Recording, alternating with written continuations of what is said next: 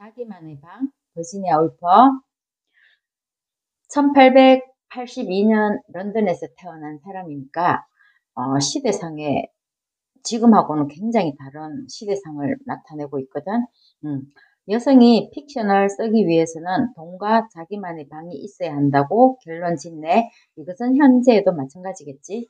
여성이 도서관에 들어가려면 대학 연구원을 동행하거나 소개장을 소지해야 한다고.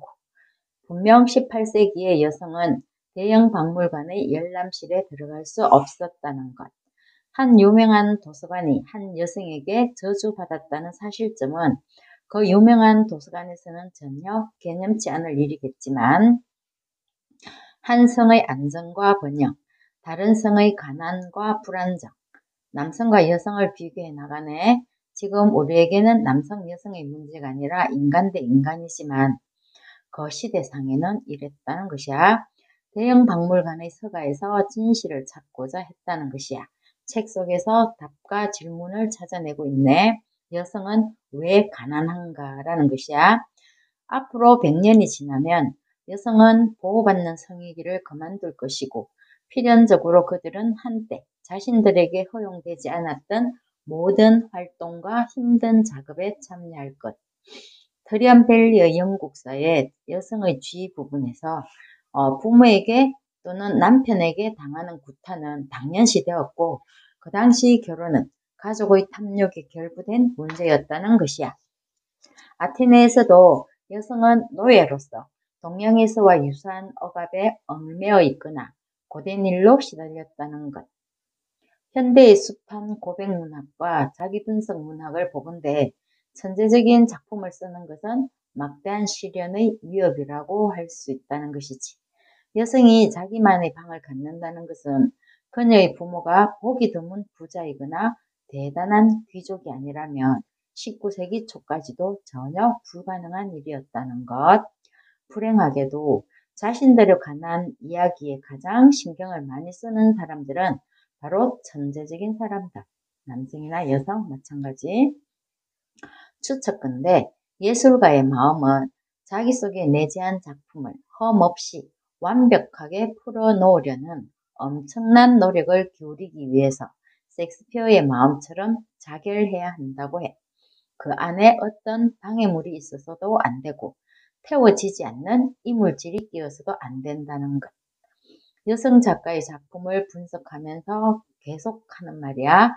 그녀에게 혼자 쓸 수 있는 방이 있었다면, 그녀가 연간 500파운드를 가지고 있다면 이라는 말. 메리 카마이클이 쓴 생애 모험을 서가에 꽂으며 또 했다는 말이 그녀에게 자기만의 방을 주자, 연간 500파운드를 주자, 그리고 100년을 더 주자. 글을 쓰는 사람이 자기의 성을 염두에 두면 치명적이라는 것을 이야기하네. 의식적인 편향성을 가지고 쓰인 것은 필연적으로 살아남지 못하게 되기 때문에 그래서 그것은 비옥해질 수 없고 해질 무렵이면 시들어 버릴 것이라는 거야. 다른 사람의 마음에서 자라날 수도 없고 작가가 자신의 경험을 온전히 충실하게 전달하고 있다는 느낌을 줄 수 있으려면 마음 전체가 활짝 열려 있어야 한다는 것이야. 그래서 여러분이 쓰고 싶은 것을 쓰는 것, 그것만이 중요한 일이라는 것이지 다른 것 생각하지 말고. 지난 100년 동안의 위대한 시인들은 누구인가? 이 저자가 100년 전의 사람이 말하는 100년 동안의 위대한 시인들에 대한 거야. 콜리지, 워즈워스, 바이런, 세리, 랜드, 키처, 테니선, 브라우닝, 아놀드, 모라스, 로제티, 스윈번. 여기서 멈추고 생각하자네. 이들 중에서 키처와 브라우닝, 로제트를 제외하면 모두 대학 출신이었고 또 이들 3명 중 한창 나이에 목숨을 빼앗긴 키처만이 유복하지 않은 유일한 시인이었다는 것이야. 그래서 경제력이 뒷받침되어야 하고 또한 그만큼 교육이 뒷받침되어야 한다는 것을 강조하고 있어. 나는 여러분에게 아무리 사소하고 아무리 광범위한 주제라도 망설이지 말고 어떤 종류의 책이라도 쓰기를 권하고 싶습니다. 무슨 수를 써서라도 여행하고 빈둥거리며 세계의 미래와 과거를 성찰하고 책을 읽고 공상에 잠기며 길거리를 배회하고 사고의 낚싯줄을 강 속에 깊이 담글 수 있도록 당신들은 충분한 돈을 여러분 스스로 소유하게 되기를 바랍니다. 라고 하네. 좋은 책이란 바람직한 것이며 좋은 작가들은 좋은 인간들이라는 것. 1880년 이후에 기혼 여성이 자신의 재산을 소유하도록 법적으로 허용되었고 1919년 여기서 꼭 9년 전이라는 말이 덧붙여 있어 1999년에 여성은 투표권을 얻었다는 것이야. 우리가 앞으로 100년 정도 살게 되고 각자가 연간 500파운드와 자기만의 방을 가진다면 그리고 우리가 스스로 생각하는 것을 정확하게 표현할 수 있는 용기와 자유의 습성을 가지게 된다면 그것은 가치 있는 일이라는 것. 그래서 여기가 자기만의 방이고 그 다음에 3기니 1기니가 어느 정도인지는 모르겠는데 3기니에 대해서는 전쟁을 방지하고 문화와 지적 소유를 수호하기 위한 방법을 문의한 변호사에게 또 여자 대학 재건 기금에 또 하나 여성의 전문직 진출을 원조하는 협회에 각각 1기니씩 보내기로 결정했다는 것이야.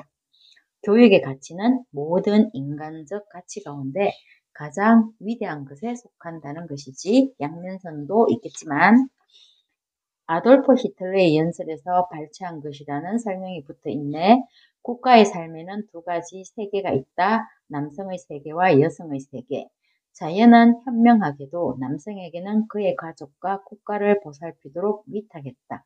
여성의 세계는 가족과 남편, 아이들과 가정이다. 19세기의 여성, 특별히 직업을 가진 여성의 생애, 전문직에 종사한 19세기 여성들의 전기는 한 권도 없다고 해.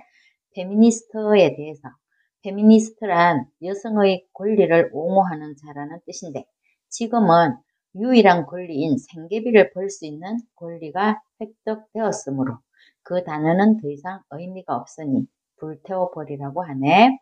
아웃사이더에 대한 말이 있어. 아웃사이더 단체에 속하는 사람들은 교육받은 전문직 여성을 말해. 여성은 문명의 변두리에 서 있는 이질적이고 비판적인 존재라는 것이지.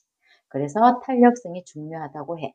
어느 정도는 은밀함을 유지하는 것도 필요하고 개인적으로 사적 수단을 활용하라고 해. 편안함과 자유로움, 변화와 성장의 동력은 익명성에 의해서만 보존되고 있다고. 이 저자가 말하는 그 시절 그때까지는 그래서 돈이 있는 아버지들이 딸의 직장 생활을 반대했다는 것, 딸을 자기 손아귀에 두고 싶어하는 마음이었다고 하네. 생계비를 버는 딸은 결혼 상대조차도 자기가 스스로 자유롭게 만나고 싶어하기 때문에 교육받은 여성의 행복은 노동과 독립성이라고 하네. 여성들이 직업을 얻으려고 노력을 기울인 까닭에 19세기 내내 끝없는 조롱을 받았다는 것이야. 전문직에 종사하면서도 권위주의적이고 배타적인 문화에 물들지 않는 원칙이 있다고 하네. 가난과 순결, 조롱, 비실제적인 충성심으로부터의 자유를 말해. 어쨌거나 경제적인 자유가 기본이고 주변을 신경 쓸 것 없다고 강조하고 있어. 버지니아 울프는 평생에 걸쳐서 여러 차례 정신질환을 앓았고 우울증에 시달렸고 자살로 생을 마감했다는 것이야. 작가로 30여 년 활동했고 그녀의 자살은 2차 세계대전 중에 독일의 영국 침공이 예상되는 가운데 파시즘에 반대하는 주장을 공공연히 펼쳐왔던 자기 자신과 유대인 남편 레너드 울프가 체포되면 처형될 것이라는 확신에 근거한 것이었다고 해. 자기만의 방은 1929년에, 삼기니는 1938년에 썼는데 여기에서 제기된 핵심적인 문제가 인간의 외적, 물적 환경이 인간 정신에 어떠한 영향을 미치는가에 대한 물음이었다는 것이야. 여성에게 자기만의 방이 있고 빵값을 걱정하지 않아도 될 경제력이 있다면 섹스피어와 같은 세계적인 여성 작가도 충분히 나올 수 있으리라는 것이야. 딱히 작가는 아니라 해도 동서남북 자유로울 수 있다는 것이겠지.